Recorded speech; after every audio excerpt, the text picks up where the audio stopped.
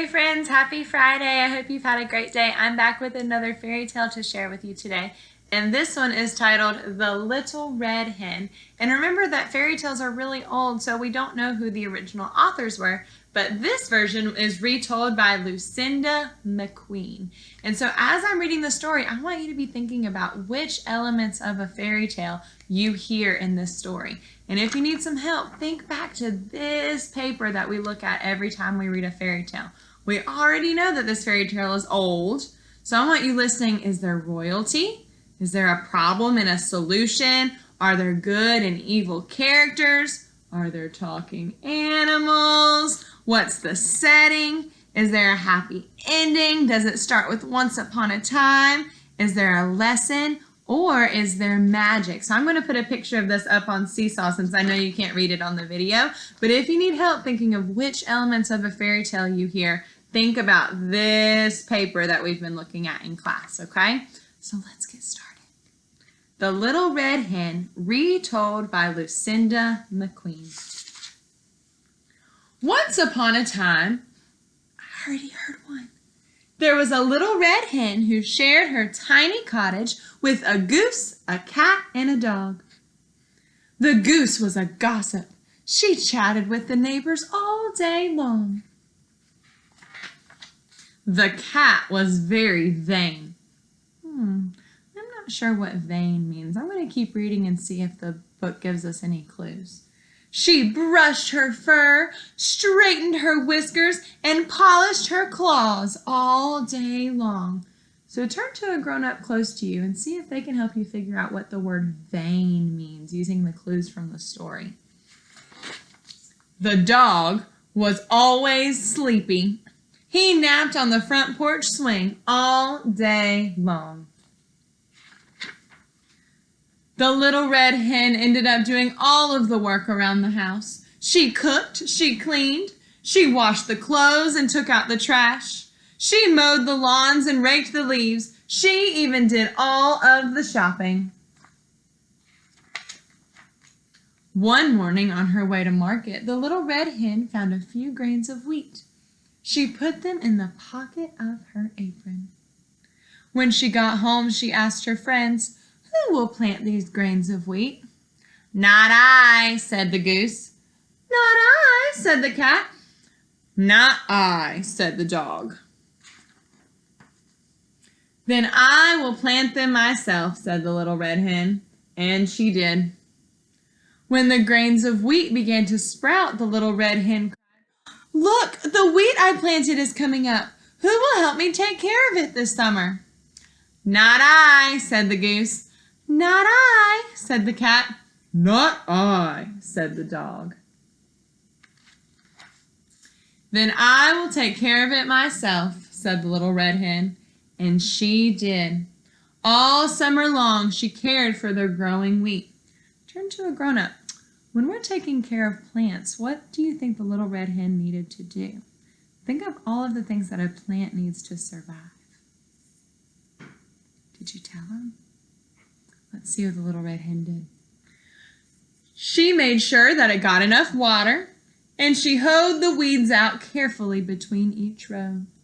By the end of summer, the wheat had grown tall, and when it turned from green to gold, she asked her friends, "Who will help me cut and thresh this wheat?" What do you think her friends are going to say? Tell a grown-up. Did you tell him? Let's see if your prediction was right. "Not I," said the goose.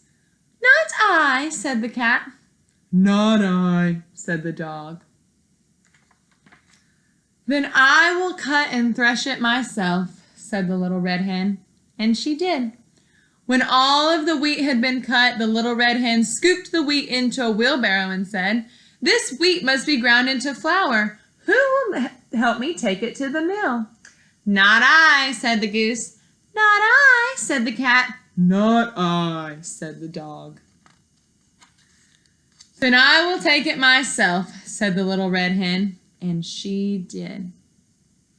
The miller ground the wheat into flour and put it into a bag for the little red hen. Then, all by herself, she pushed the bag home in the wheelbarrow. What's a character trait that you would use to describe the little red hen? Turn to the grown-up sitting with you and tell them one character trait that you would use to describe her. Did you tell them? What were your ideas? Make sure to tell me in Seesaw. One cool fall morning, not many days later, the little red hen got up early and said, "Today would be a perfect day to bake some bread. Who will help me bake a loaf of bread with the flour I brought home from the mill?" "Not I," said the goose. "Not I," said the cat. "Not I," said the dog. "Then I will bake the bread myself," said the little red hen, and she did. She mixed the flour with milk and eggs and butter and salt. She kneaded the dough and shaped it into a nice plump loaf. Then she put the loaf in the oven and watched it as it baked. The smell of the baking bread soon filled the air.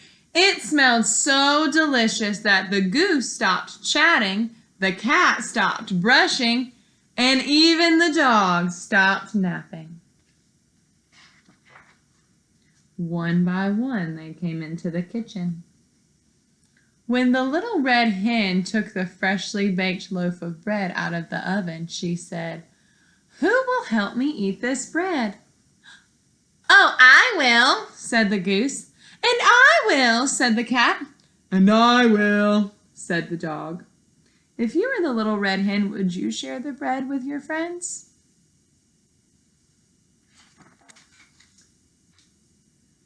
"You will," said the little red hen. "Who planted the wheat and took care of it?" "I did." "Who cut the wheat? Who threshed it and took it to the mill?" "I did." "Who brought the flour home and baked this loaf of bread?" "I did." "I did it all by myself. Now I'm going to eat it all by myself." And that is exactly what she did. So in Seesaw, I want you to make a video and I want you to tell me, do you think that the little red hen made a good decision when she decided not to share the bread with her friends? Why or why not?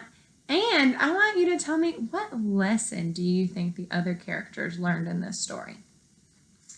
Over the weekend, I'm going to be working on a lot of fun videos that I'm going to post to our YouTube channel. I'm going to be working on a science experiment, and we'll be doing some math practice. So make sure that you keep looking back at our YouTube channel on Monday. And on Monday, we're also going to read a fractured version of The Little Red Hen called The Little Red Hen Makes a Pizza. So stay tuned for that. I hope you guys have a great weekend. Miss you. See you soon.